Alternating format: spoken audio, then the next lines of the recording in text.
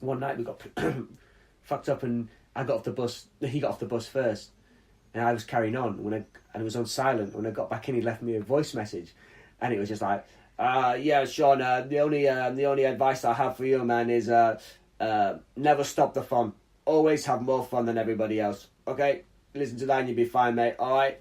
And I was like, and I had to write it down. I was like, it's not the most poetic line. It's basically just saying, if you always are having the most fun in there, basically, you're doing something right, and nothing goes wrong. So don't get stressed and look round and get serious. You need to be the guy who's having the most fun. Kind of cool. It's just like, do you know, like when someone's just having so much fun, you're like, what is that guy on? Yeah. That's my motto. If you're like that, everybody's going to be like, oh. What else we got?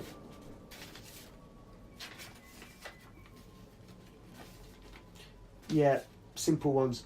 Faith. What actually is faith?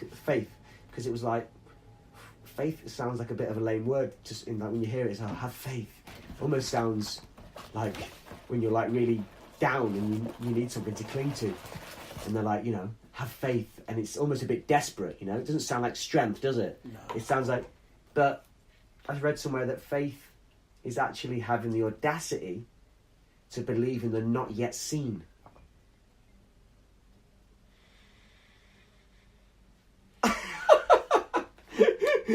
So it's the invisible that exists, but you have to believe in it so much it becomes a reality. Yeah. Innit? Yeah, pretty much. Yeah. If you don't believe it, or other people don't also believe in what you're believing in, then that's not going to happen. Which comes round to the final two of basically believe that you can have what you desire. It already exists. Go and get it. Playing small simply withholds your gifts from people who were meant to receive them. Deciding is freedom. Indecision is torture. And what you choose to focus on anyway becomes your reality. So what you cut out disappears essentially from the world. Because the world is your mind. Anyway, what you are sending out and have inside your mind will come into you. Yeah. So you can train the pyramid in your brain to bring in what you truly want. You can bring in, essentially, which it's hard to get to that because we're constantly, our minds are being hijacked, they're being pulled in different directions. But when we have clear, straightforward thinking, visualization of the goals, and they're coming from an honest place, all things will materialize when they're supposed to, and we have nothing to worry about. Like, it's the whole thing about it will be all right on the night kind of thing. Yeah. Innit? I'm not sure how it's going to all come together, but I'm pretty sure if we just wing it, it will work out. Yeah. And usually, 9 times out of 10, it does. It just works out. Like, you don't know how, it just happens. I like that we're like approaching, as we come to, not the end just yet, but closing down. I feel great because we're going on a high, on a positive. Do you know what? This whole show, like, it's been a completely different show to what I usually do. Yeah. But it's like, because we had this whole, everything happens for a reason. Unfortunately, like the whole keys thing with them running back, it was like, okay, what did you think when you saw who's this guy now scrambling up? What did you think? What did I think? I just thought, like, you might have just left your keys in the house, run out, or because you said you went to you always have your keys, so it must be at the only place that you took your wallet out where your keys were being held. So I mapped it in my head. I got it back. So literally, if you called them and they said they didn't have the keys, then I would have been like, what? Yeah. But it's lovely the way that it all worked out, and then it gave us the time to kind of, because we've, like what you were saying before, chatting in gig spaces. Intense. You don't get the real person, Exactly that. So you were saying we only really spoke about after the poetry nights, and it's only been kind of quick, rushed kind of conversation. Yeah. But when we met and then we were walking back to the charity shop and walking back here, it's just like we had that kind of small time to kind of get a rapport. Yeah. And then now we've kind of brought it into the show, and it's kind of the same kind of energy. We're on the same wavelength, and it's so right at the beginning I felt like this weird feeling because I was like, this is so weird, like everything that you're saying, I have. We create the perfect third entity. Yeah, exactly. We swap roles. I had, what the hell are these?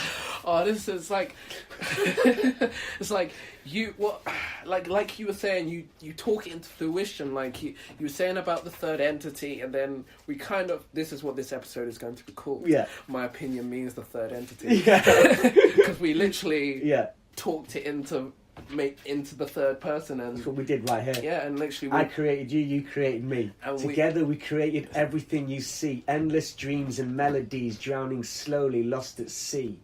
Are we destined to remain an unfinished symphony? Jeez. That's one of mine. But quickly before we end, I just want to go, unfinished symphony. I wanted to ask you about becoming resident poet at Chocolate Poetry Club. Big up Chocolate Poetry. Yep. I want to have them on the show soon. Yeah. But how did that come about, and what made you want to... So, they approached me I applied, and we've been working together on done a few festivals together, gone down to their nights, and just very keen to get involved with that organisation and where they're going and what they're doing. Cool people involved. 100%. Always a strong night. Always a high standard of open micers that come down, because not all the poetry nights are, but we somehow pull in people that are usually on point. Like you say, right? I don't know how that happens. The energy that you put out, you bring in those kind of people. Everybody who is there, it was Paul, Essie, they're all like big figures, and they're getting they want to get bigger and expand. So you have to play the game to an extent, but they just do that in such a beautiful way. So they're only getting people on board that genuinely have the right energy and ideas. Yeah. You know, whether it's getting fair trade chocolate or working with Rewrap, that's that's the recent one. Or soon it will be Fairphone as well. Oh. I think I don't know if I was allowed to say that, but Paul's gonna. I've just said it. So they're bringing in the right people, and we just did field day together. Yeah, how was that? Amazing. I've been seeing the posts all over. Yeah. I always go to field day every year as a punter anyway. Whereabouts is it? Because I've heard of it, but I've never actually been. It's moved. It was in Victoria Park. Okay. And now it's in Brockwell and Brixton. It worked brilliantly in Brockwell. Quite liked having it in a different place as well. We did the poetry tent there. We had nice people come down. I do like, other stuff outside of chocolate poetry, and I'm new to them, but very happy and excited to be working with them. They're pretty good. That's cool. Yeah. And my last question that I have for you is, say there's an aspiring poet out there that's unsure of if they're on the right path, or they maybe need some advice. What one piece of advice would you give to anyone who's an aspiring poet or performer or creative out there? I'd say, close your eyes, turn all those little monkeys in your brain off, find the biggest voice, find what it needs to say or what it needs to express, open your eyes again and just go and do it. And that's it. That's dope. You know? I'm going to enjoy listening to that part back and write it down. That's dope. Let's do more, man. Yeah, man. Come on the show again, but... I feel like the end segment was what our whole segment should have been. True that. We could do another show. I want to do... See, if you'd have said, Sean, I want to get spiritual today, I'd have been like, right. Hey, man. This is what I find on my show anyway. We just always spin one piece of conversation. Once we get past relationships and race, I know, we're in the fucking great beyond. But I want to do a string of bonus episodes which are just based on one specific topic. Yeah. And maybe have a couple other people from previous shows, and we all meet up and we all have more. Well, this was pretty last minute. Yeah, I texted you last night. I was like, I was supposed to do your show. Not being a cunt, just had loads of shit going on. So I didn't get back. I really want to do it. He's like, fucking when? I'm like, tomorrow. And he's like, okay. So we literally how he did it. That's like how he should be, man. Yeah, like, you know what I mean? It's great. Yeah. But yeah, I definitely want to have you back on the show, man. It's been a... Let's go deep. Yeah. Let's go there. Well, you know what happen is we'll try and do that, and it'll be like we'll hit like these shallow walls, and we'll be like awkward as fuck, and we'll have to start talking about The Only Way Is Essex or Celebrity Love Island. Do a Celebrity Love Island special. I tried watching it. I tried watching it. All right, I'm doing it before we go out. Tried watching it. It's been on 2 nights. First night went down. I'll give it a whirl. Why not? Fuck it. I know it's everything I'm against, but for that reason, I'm excited. You know what I mean? Sat down, and you know. What was it? No, carry on talking. Oh, yeah. Sat down and was just like, I already feel a bit queasy, you know, and I don't want it to become like me, like, there's loads of attractive people there, but it was like, you know, I'd been upstairs reading like The New Scientist, and then I'd gone and watched that, and it felt like almost like a come down from consciousness, and then I was like, oh God, I feel queasy, and I cut off halfway through. Came back up and continued reading this, which is I'm promoting The New Scientist, Greg's, who else was it? Raw Bang of Scotland. But then last night, I was like, no, Sean, you've got to go down and see the whole episode. Prove it to yourself. Don't go down there, feel sick, and come back and read your magazine. Go to the shop, you know, buy some junk food, yeah, and watch it. And I watched the whole episode, and I enjoyed it last night. I genuinely enjoyed it, man. Oh, man, there was one girl who had split choice between 2 guys, and she actually said to one guy, I wish I could merge you 2 together to create, almost, dare I say, the ultimate third entity. This guy's face was like, wow, wow, wow, wow, wow, wow. It was like... And he's like, came back and he's like, I can't believe she said that. She wanted, and then he got the word wrong. He said mesh, which sort of works, but it was merge. You know, I can't believe she wants to mesh me together. She's basically saying she wants my personality in his fit body. I'm a good-looking guy.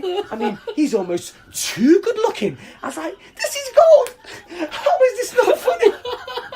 I mean, this is why I watch reality TV. That was gold. I mean, I don't watch it for the invested into it, but the actual drama that comes away from it, because my favorite reality TV show is X on the Beach. Have you heard of it? I've seen a little bit. I know the premise. The title says it. It's such a crazy concept, and the best part about it is there's no host. It's all done by a tablet. Yeah. The tablet pings off and it tells you what you need to do. You have to go down to the beach, and someone's ex is coming to the island, and you don't know whose ex it's going to be, and it could be a recent ex, or it could be an ex from way in the past that suddenly comes on the island and now single, and then she's on the island with you, or you might have had a bad breakup, or you might have had a good breakup. Still dangerous though. Yeah, right? and she's all flirting with all the other guys. It's and a bit dangerous, isn't it? Yeah, it's very to put. I mean, but then that makes me go. It is a bit of a script as well, isn't it? So they're in on it as well. Yeah, of course, kind of thing. Of course. But what are you gonna put on water? There it is. Sorry, right next to me. It always is. You go all over to realise it was in front of you. But, I've got to ring my mum soon. But yeah, we can. Yeah, cool. 9:15. Yeah. Yeah, we'll call that the end of the show. I'll just do the outro. Yeah, no, but because my mum is sort of in Manchester, and she it's always good to get that voice. You know what I mean? It wasn't the right time. It was all like, yo, got to get my keys. I'll bear you back later. But yeah, you got to check. You got to check in once in a while with people and stuff like that. But yeah, what do you think of my fish? Is it a goldfish? It's a Japanese shabumpkin. No. Which is gives it that fin tail. Huh. Yeah. Pretty cool. Just him on alone. I know, it's weird. That's the first... Isn't it weird that now the face I see when I wake up is the fish? That's the first thing I'm seeing. I wonder what that must do to him. I don't know. We're kind of the same, aren't we? Just alone in this room, floating around in this universe. You know what I mean? And they're pretty zen, aren't they? They're bringers, that's it. They're fish are bringers of good luck.